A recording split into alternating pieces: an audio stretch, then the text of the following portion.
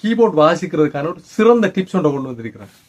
உங்களுக்கு தெரியுமா, மேஜர் ஸ்கேல்ண்டா இதுதான், மைனர் ஸ்கேல்ண்டா இதுதான். ஒரு குழப்பமா இருக்கும். இந்த ரெண்டையும் வச்சுக்கொண்டு நீங்க எந்த நோட்ல இருந்து மேஜர் மைனர் ஸ்கேலை ஈஸியா கண்டுபிடிக்கிறதுக்கான ஒரு டிப்ஸ் ஆகுது. இதை நீங்க சும்மா இப்படி பார்த்தா புரியாது. இதை நான் கீபோர்ட்ல வச்சு நான் காட்டுறேன் பாருங்க. இதால நீங்க ஈஸியா இந்த ஒவ்வொரு நோட்ல இருந்தும் மேஜர் மைனர் ஸ்கேலை ஃபைண்ட் பண்ண முடியும். இந்த டெக்னாலஜி இன்னும் எதிர்காலத்தில் ஒரு லேசர் பல்பா கூட டெவலப் ஆகி வரலாம் கீபோர்ட்ல. ஸோ அதுக்குரிய ஒரு முன்னேற்பாடு தான் அது. உலக தமிழ் உறவுகளுக்கு அன்பு வணக்கம். நான் இலங்கையிலிருந்து மகேஸ்வரன் தீபன். இந்த கோடுகளை நான் வைக்க போறேன் இந்த இடத்துல.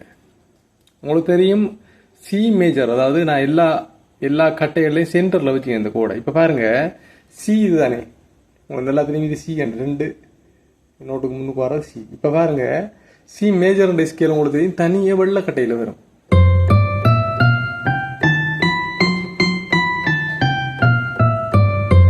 வருது. இப்ப உங்களுக்கு பிரச்சனையா இருக்கும், சி ஷாப்ல இருந்து சி மேஜர் வாசிக்கிறேன், சி ஷாப்ல இருந்து மேஜர் வாசிக்கிறேன் அப்படின்னா ஒரு பிரச்சனை. இந்த கோடை சரியா சி ஷாப் இதுக்கு முன்னு கொண்டு வந்தா சரி. இப்ப பாருங்க, கொஞ்சம் இந்த இடையில கேமரா இருக்கிறத வாசிக்கிற சமயம் பாருங்க.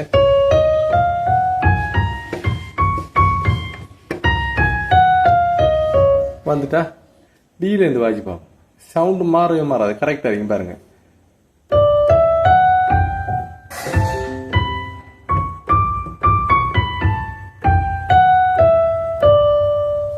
இது சரி. இப்ப இதே மாதிரி நீங்க எங்க வச்சாலும் ஆப்பிளை சரியா வருதானே, அதே மாதிரி அப்படியே மைனருக்கு வரும்.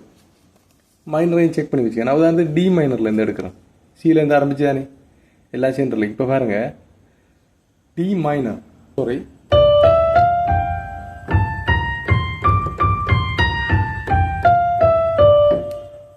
இது மாதிரி நீங்க எங்க சில கொண்டு வச்சாலும் பாருங்க, இது சி மைனர்.